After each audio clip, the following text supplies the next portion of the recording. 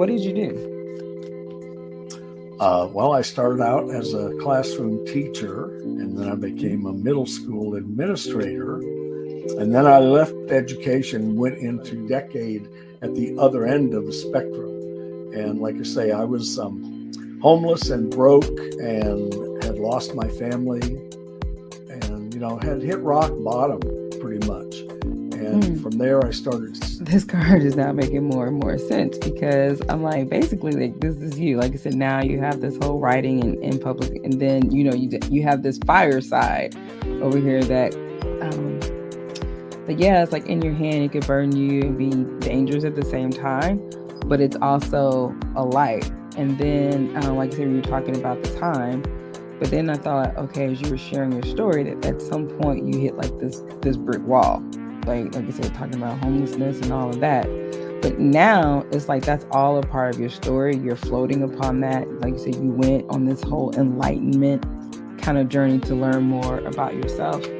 Because the other card I had, as you can see, there was a time that she thought, that I was chained. I was not able to see. But then you were, broken free, from all of that. So it's like, would you give someone in the experience that you were in similar to that? Like, what words of encouragement would you give? Wow, what a great question. We all face challenges and struggle and life changing.